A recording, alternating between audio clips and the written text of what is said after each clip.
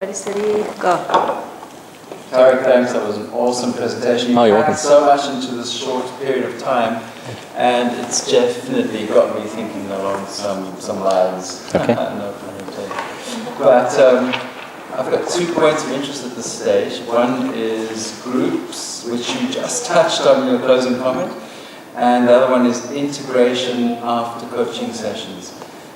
So you almost answered the group one there with your suggestion for us to each take a strand and to work this as a group. I was interested in particular how mind mapping could serve a group coaching process. How might it be useful for teams, groups of any kind, to come together and to use the mind mapping structure and framework to get the group thinking outside the box, jogging creativity, and what groups often come together for to explore in these situations is brainstorming, problem solving. How might it be helpful for a group so that everybody has their fair say and contribution, everybody benefits, everybody contributes, everybody gets something out of it? Okay. Is there a protocol for groups? Well, there's different types of facilitation approaches. The one I feel applies the best for this is a combination of individual mind mapping and processing, and then a facilitation of all those mind mappings being grouped together and all of it being put together to see where it clicks and how it all comes together. So I would say it's a combination of that process. I mean, I know with project management and product management, we do a lot of whiteboarding, and everybody will come. You'll have 15 product managers, and they'll only have their product, their own area. They'll all be around different parts of the world, and they'll all come with their own issues. And you'll put it all up on a board, and we'll have a visual process for this. So, for example, we would have a tree trunk, and the tree trunk would have lots of branches. It would have lots of roots, and it would also have lots of leaves. And all of them would come together, and they'll have their different products or their different things. And we would say, well, is it in the main trunk?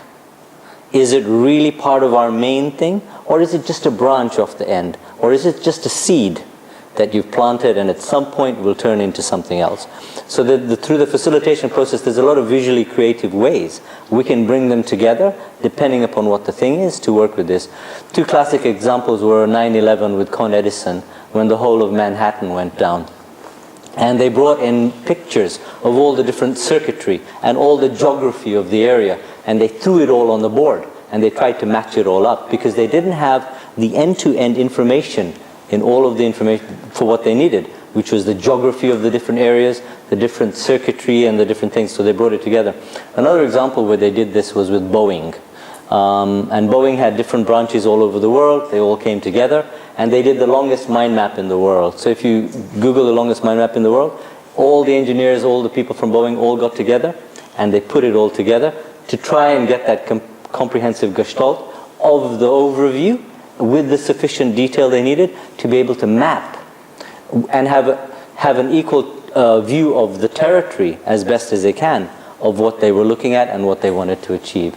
So I'd say a combination of mind mapping, teaching them to individually do whatever they need to do in terms of, say, for example, coaching, what they need to do, but also when they come together as a group. So, for example, with the retreat one, that would be one where you do this. This is an exact example of that. You'd have your own mind mapping stuff of what you think. Jules would have the same of what she believes, and we would find where they meet or don't meet and what the things are. And you've now got a different way of viewing it that's separate from just talking to each other and detailing what you're saying. And you're also documenting that process in a very creative way. So I would say that's the answer. Great. That's Yeah. good. I just wanted to ask about the timelines. You put a timeline on a couple of them. How does that work? It's very creative, and it's however you want to do this. Over the years, they've developed many different methods. They had the universal personal organizer, which had a dial, a 24-hour dial. Right. Then they had the monthly thing, and then they had the 7 days, and each of those 7 days was a 24-hour thing. And so it's very creative. You can do this any way you want. So as a product manager, as a project manager, you do these kinds of things, and then I just do a line right at the bottom for 10 years. and I will break it all down, and then I will route it all back in, depending upon where on the timeline it needs to be. So that's how I've been managing my own business. This is how I manage my business. I'm doing all this stuff at the top and mind mapping and throwing it all out there and figuring it all out. And then I've got these timelines at the bottom. I have a timeline like this until 2036 or whatever it is, whenever I'm going away. But I've got a timeline mapped out to that bit. Honestly, yeah. I mind mapped to the. I mind mapped those. Sayonara. I have actually. But for this, we can cut that out. But I have done. So and it's like, okay, this is a crucial period. How the hell am I going to fit New Zealand into this? I was ready to cry. If I wasn't going to go to New Zealand, it was like, and I knew I had so much more time between April and July when I finished my master practitioner. But the thing was, the weather wasn't right for Franz Josef. And the voices had told me I had to be in Franz Josef to throw snowballs, right? Once I get off the chopper. So I had to get it done in before April. And that's why within that 3.5 weeks, I put it together and I made it happen. But I also knew I had a retreat coming, and the retreat was right there. And I wrote down Javon, 9th of April, Ronan, blah, blah, blah, blah, blah, all the kinds of things I needed. And it blew up and became big, because I knew I had to just put a bit more detail and understanding what needed to happen there. Then I've got the May Advanced ASE, and now I'm pushing that to October, and things like that, and what transpersonal means for me. And you can see here where I was finishing all my assignments. I had my wife's 50th birthday. I had our 25th wedding anniversary, right? Like, this is stuff you don't get wrong. Okay, this is stuff you get right, okay? And I got it right. And because I got all of that right, I got to New Zealand. See? So this is how these kind of timelining processes can really help you visually make it easier for yourself to determine what you really need to do, what all other people need to do. And I have mind maps for all my children, and what their issues are, and how our relationship is. For them, or they have their own? It depends on the child. So with Shazia, I have mind maps which I share with her.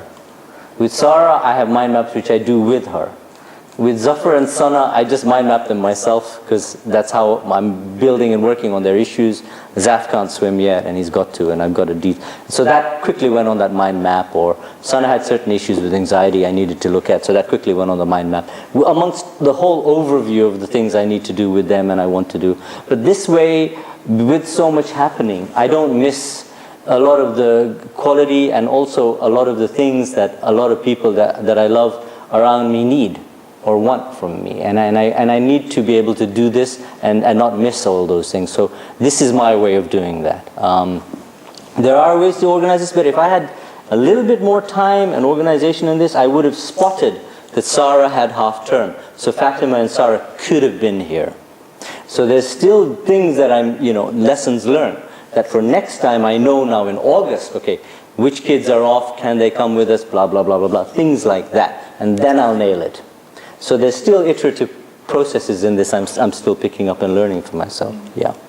So would it be an insult to say that this particular way of putting it is a visually enhanced calendar into the future? Yeah, that's not no, not at all. Of course, yes, I would say that's true. I would say it's a visually enhanced calendar. I would say it's much more creative and much more. The standard linear calendar doesn't give you much option. Standard linear calendars don't allow you to go backward. The standard linear calendars that you have, okay, so I've got the academic planner in my office, and I've got the academic planner in my office. I've got the fantastical and the calendar ones on there, which are all the daily ones. But then they're not still giving me this view. And this view is a very personalized view. No software or system to date, for me as yet, can do what I'm doing here. I can throw this whole thing away and rewrite it myself, by myself, scribble all over the place and do everything. But I haven't found any other system out there that's enabling me to do this in the same way and get what I need to get saliently as main important points for my life, for my business, and for my children and family, that this is allowing me to do. And that's why it keeps coming back to me. How this actually evolved for me was I was doing a lot of getting things done, organizational processes and Marie Kondo and all this kind of stuff. And so I was super, super organized. And it was at that point when I was super organized that mind mapping actually came in. Because I'd freed myself up in terms of my cognition and thinking to be at a much more creative point. And then I was able to learn and apply these tools to then take the quality of my life to a whole different level. So people say, you know, that the level of uncertainty you're willing to accept in your life, in a sense, sometimes determines the quality of your life. And for me, this has been a way of helping me manage a lot of that uncertainty, to accept it and to embrace it, so that I can take in all those different things. That just makes sense. Very cool. Derek, I've still got my other question I haven't yet asked about, which is what would you see as the value of mind mapping as a post-coaching tool to help clients integrate what has occurred for them through the coaching process, such that they can sustain success momentum going forward through taking the actions that are inspired through their new states and perspectives that the coaching has brought them to. But in order to integrate that into their lives, to stay motivated, to keep up the particular practices or whatever the case may be that are useful to them. Because one of the challenges that coaches and of course their clients face is that clients may not commit to what they should be committing to in order to keep the change that they've come to coaching for. And they'll maybe experience a profound result in the coaching, and it may be good for them in the ensuing weeks or months.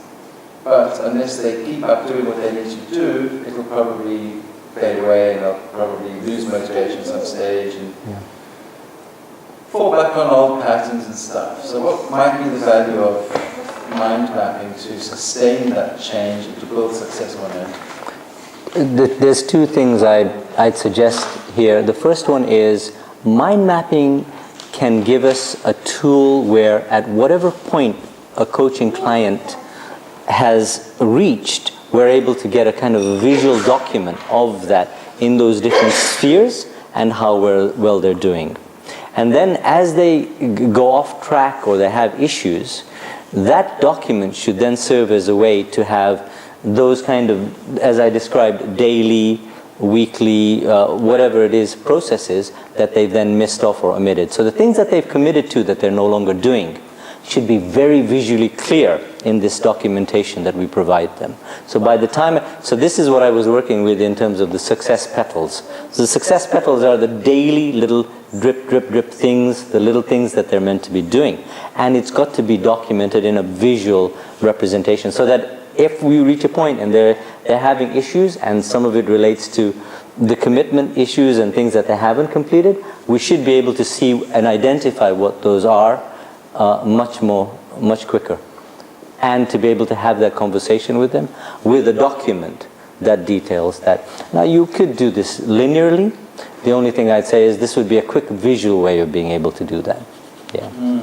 Great. So they could come back to their coach to say, yeah, I've lost track of motivation, and I've identified the reasons why, and maybe focus another coaching session on dealing with those obstacles that have arisen to make sure that they're ironed out, and to regain the momentum, carry on. And then I would snap back the old mind map from the point at which I'd left that client, and then I would look at what those specific areas are. I would have that communication with them on those specific areas, and then I would snap into a new mind map, pushing through on those areas and where it's meant to go moving forward. So it evolves. So it can then evolve that way. Person evolves, so does their map. I like that. So we creatively pick the actual natural evolution of the development of that client, and we assist them to get to where they want to go. That's awesome. Beautiful. Okay. Sorry, Johnny, you had a question? That's more not really to record. It's I've been saying to Javon for a long time, I would love to have an overview somewhere at home of what's upcoming And a regular calendar doesn't really do it for me, because either it has to be a huge thing where you see the whole year, Yeah. or it is something where you turn the pages and then the overview is not there. And Do you have an idea in terms of the duration of what that period would look like, or could it vary? at least a year, Okay. probably 2. Yeah. So you'd probably create a mind map of sorts that's calendar based with this in the center, with the whole year. And you probably have 2 or 3 iterations as you develop it. But then you would break it down by month, week, and you'd have a daily thing, and you'd have visual pictures coming off it. And you'd be able to take off and put back on it as you needed to do this. This is, I mean, with 4 kids, right, and 2 aging parents and family in Zambia and Zimbabwe, this is the only way I was able to logistically calculate flights. I like I have 8, 9 people flying in and out of different continents at different time zones at different times, doing different things, and weddings and whatever. And I used to use this mind mapping process with Fatima to map out a whole period of time where people are doing different things, so that we didn't miss anything. And you couldn't miss anything with that kind of stuff. So that helped a lot. So those kind of things, you either make it really simple for yourself and you don't worry about it, or you use this kind of process where you can capture everything in it. So I would say that this would work for that. Because you can quickly do it, and you can quickly detail it, and you can quickly see if you're going to keep it or not. Whereas with all these other processes and things, you can't. You can't do it to that level. You'll only be able to capture so much on an academic year planner, only be able to capture something on another thing or another thing. But here, what you're meant to do is not just, you see, those things help you capture an activity based on a date. This does something more. This helps you visually see all of those activities on dates in the way that you yourself say it. So look, New Zealand is an actual thing there in a certain way that I've represented, which means something to me in terms of that block of time's got to be that, or that retreat, and I have to speak to all these people and what I need to do. So it's a very personalized thing that you're creating here to help you. So what if something, I've seen you've done this all with permanent market planners, what if something changes in your top drawing, let's say you change plans or whatever, do you have to redraw the whole thing? Yeah. Or would you? Sometimes I redraw them, and sometimes I'll just cross stuff out and keep using it for a while. And if it then got too messy, then eventually I'd reach a point in a couple of weeks time where I have to redo another one, and it takes me 10 minutes, 5 minutes. But for the value and benefit that I get from the process, it's worth that time.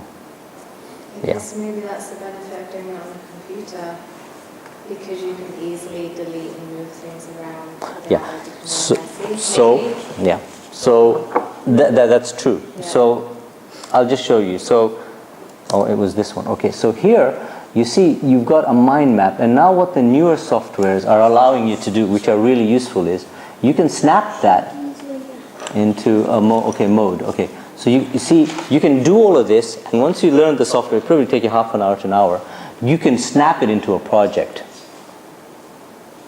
So now so you've snapped that mind map, and the softwares are allowing you to put it into a project plan. So now you've got a project that you can detail of what's happening in the year. We have 15 retreats now. All of a sudden, I'm going to be mind mapping retreats, and I will be putting all of those timelines and everything for those retreats. If it's in Zambia, it's all detailed what those dates are. If it's in Italy, blah, blah, blah, blah, blah, I'll have it like that. And so then if you get a catering organization, all of a sudden we hook up with this great organic catering organization, and they'll fly around the world, they do everything for us, right? We'll say, well, he needs to know where all our retreats are and what's happening. And so I say, let me send him the project plan. And then so whatever we've done with mind mapping to ensure we capture everything organically, because we're developing businesses, we're developing our lives, which is a relatively organic process, let's face it. But for them and what they need, we can put it into different document formats, which they'll easily be able to absorb and take in. So in the future, this is probably the way it'll go. But for the things you're doing and that I'm doing, this works really well for me. Yeah. And with that, I'm thinking I'd love to plan out my next year as well, because I have no idea what's going on. And I love the idea of doing it like this and all the possible options, but I probably want to do a year and have that mapped out, and then move backwards and look at, okay, the timeline of 6 months, and then 3 months, and then 1 month, and then a week, and then a day. I don't know if that's what you were saying before, Yeah. as a way of doing it. Yeah, I mean, so for those kind of coaching clients, like you come to me with that, right, and you're my coaching client, that's exactly how I do it with you. I would actually do the mind map and we'd pick all the stuff. What do you want to do, Jules? Where do you want to go? What's your year looking like? We pick all the different things up. We'd be mind mapping it and detailing it all, and then we'd be doing a timeline. And we'd be slotting it all in based on where you want to be, all those things and where they look like they're going to go. And then we can route it back the other way. We can go back into the past if you want, to determine all the things that happened back there as well, and what that means for what goes in the future as well. So you can document backward as well, which ironically is actually quite useful for understanding a lot of things that you've done over the last year and what that means for the future. So that kind of helps as well. And those aren't the kind of things that you would normally be able to think about or to do linearly. Yeah. Can't help but correlate this to neuroscience, since they look like neurons. Yeah. And if you were to go backwards, identify the patterns, you may have a greater scope in terms of changing patterns in the future. All patterns are there to here, and so do we want to repeat those? Are we happy with these results? Yeah. Keep a winning formula or change the formula? We want new patterns in the future. Yeah. Yeah. Neuroplasticity. Neuroplasticity. And then even when I look at all the things that we learn in ASE with the 3-in-1 method and all these different approaches, being able to tie that into some form of a mind map, into a situation where I go into a situation with clients and the things I'm doing with them, or all the different types of languaging patterns that we use in hypnotherapy, I want to be able to produce information that will be able to show all of that, and to be able to use it and make it easier to snap in. Yeah, it's very exciting. Oh, yeah. You can see so many ways in which this can be utilized. Was that okay, Chalu? Was that all right? I can make it more exciting for you at a later. Chalu's mind map, he's asking to share. That's excellent. Oh, that's brilliant. That's brilliant. It's an advertisement for mind mapping. Good work. Yeah, we're going to take a picture with you in this. Well done.